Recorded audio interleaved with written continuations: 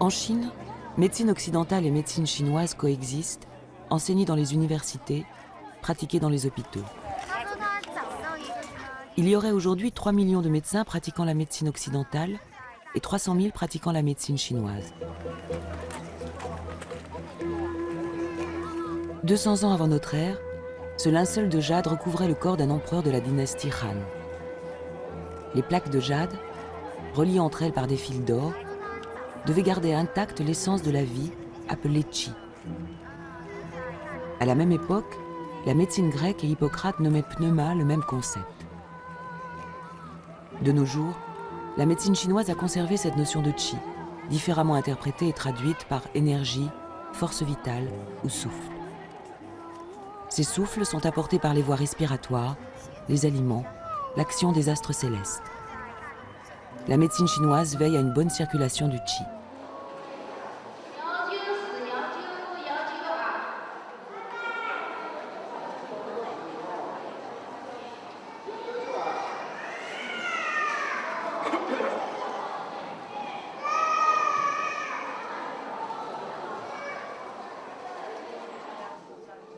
Au XVIIIe siècle, les jésuites en mission à Pékin utilisent un mot issu du latin pour nommer un traitement qu'ils découvrent. Acupuncture, piqûre avec une aiguille. Aux urgences d'un hôpital, les patients assis, des aiguilles plantées dans le corps, attendent que le médecin vienne les libérer. Dans le service du professeur Wang, les malades hospitalisés ont une séance de soins quotidienne d'une durée de 30 minutes à 1 heure.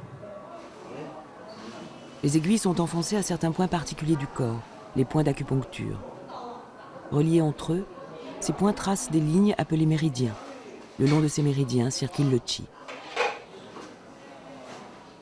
Il y a 12 méridiens principaux.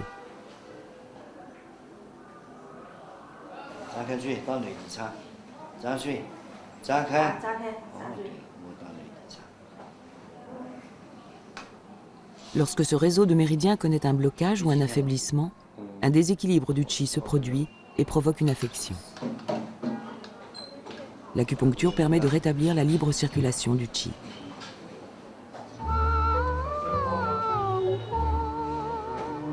Au IIe siècle, l'empereur Renjong autorisa son médecin à faire fabriquer 2 statues de bronze pour l'enseignement de l'acupuncture. Quand il les vit, l'empereur les trouva si belles qu'il décida d'en garder une pour décorer son palais. Le point d'acupuncture Renjong est situé au-dessus de la lèvre supérieure.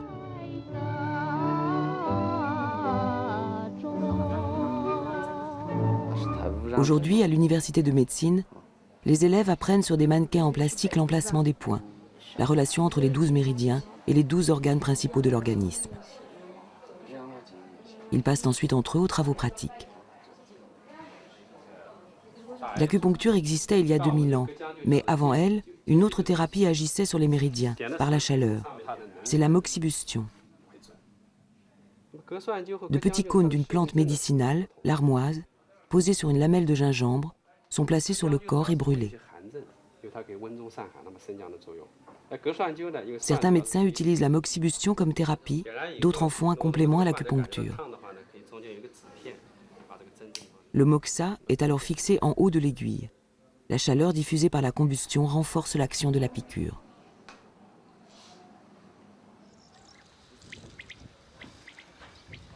La plupart des plantes médicinales proviennent des montagnes chinoises.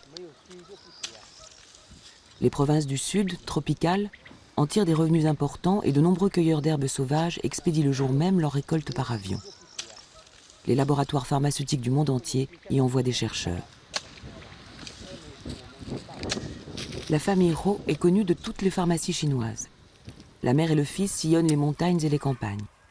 Dans leur jardin, ils acclimatent des plantes sauvages, essayent des croisements et font cultiver par des paysans de la région des espèces sélectionnées.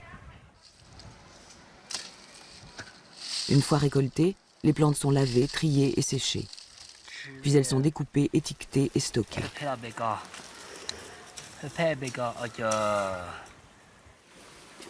Médecin et pharmacien, le docteur Ho donne des consultations et prépare lui-même les médicaments. Une préparation comporte 4 composants principaux. l'empereur, le ministre, l'assistant et le messager. L'empereur est la plante principale, celle qui a le principe actif recherché. Le ministre active l'empereur. L'assistant modère les effets des ingrédients principaux. Le messager achemine les principaux ingrédients de la prescription vers la région affectée.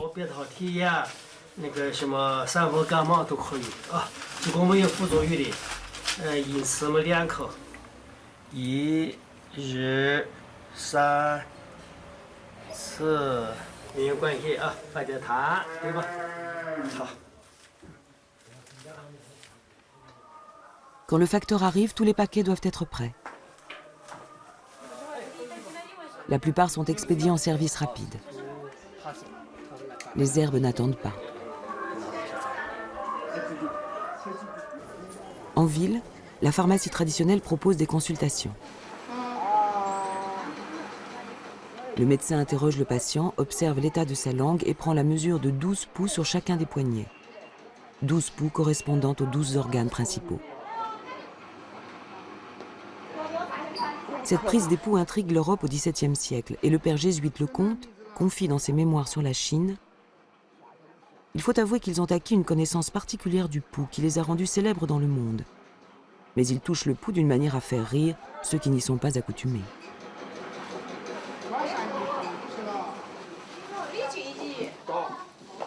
Les ordonnances du médecin sont exécutées sur place dans la salle de préparation. Des milliers de végétaux sont classés dans des tiroirs de bois imputrescibles et inattaquables par les insectes.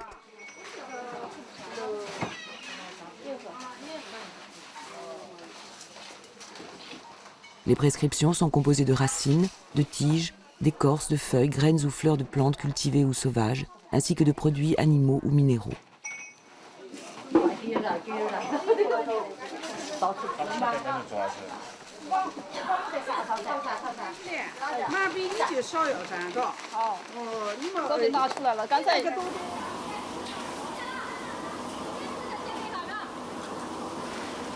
Un aliment peut nourrir et soigner.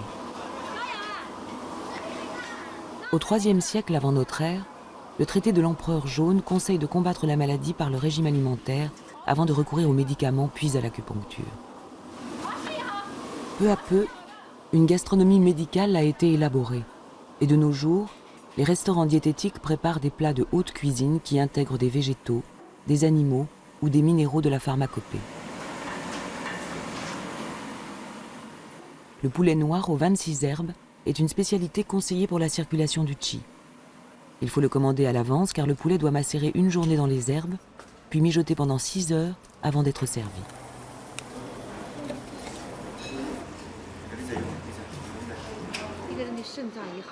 Le restaurant de Madame Jiang propose une carte de 60 spécialités diététiques.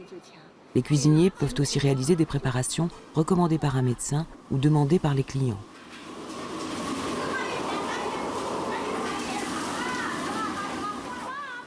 Ce poisson de rivière est frit avant d'être nappé d'une sauce aux légumes et racines qui facilite la circulation du sang dans le cerveau. Le proverbe dit « Plutôt que de se soigner en prenant des médicaments, mieux vaut se soigner en mangeant ».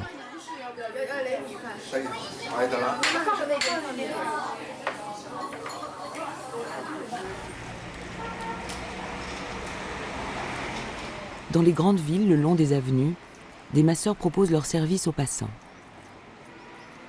La profession de masseur de rue est réservée à des aveugles qui ont suivi une formation de base et qui pratiquent un massage de relaxation et de soins élémentaires.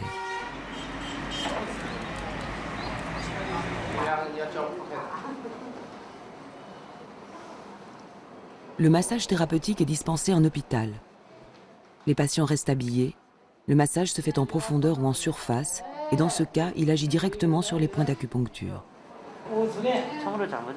Les caractères chinois du mot massage signifient pousser et saisir.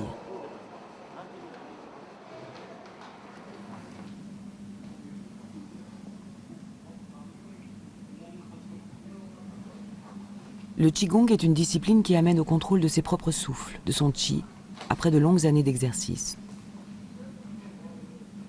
Certains maîtres de Qigong peuvent agir sur le qi d'une autre personne. Ils peuvent alors avoir une action thérapeutique.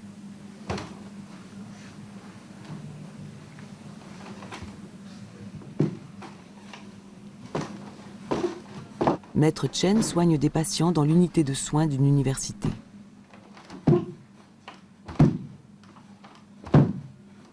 Sans contact physique, ses mains font effectuer au patient des gestes que ce dernier ne pouvait plus accomplir à cause d'une affection. Cette séance de rééducation dure 20 minutes.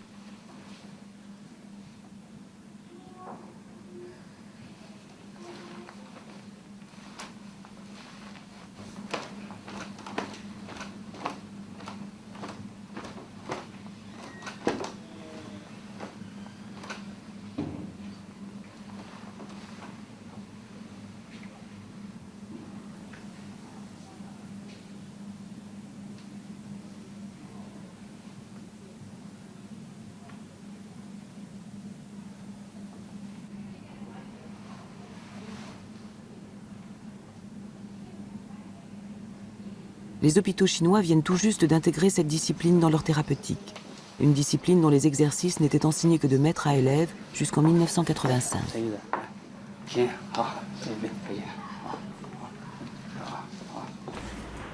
3 siècles plus tôt, Louis XIV envoyait en Chine 6 jésuites, avec un questionnaire rédigé par l'Académie des sciences. Ils devaient se renseigner sur la médecine des Chinois, leur façon de tâter le pouls, leurs drogues et plantes curieuses.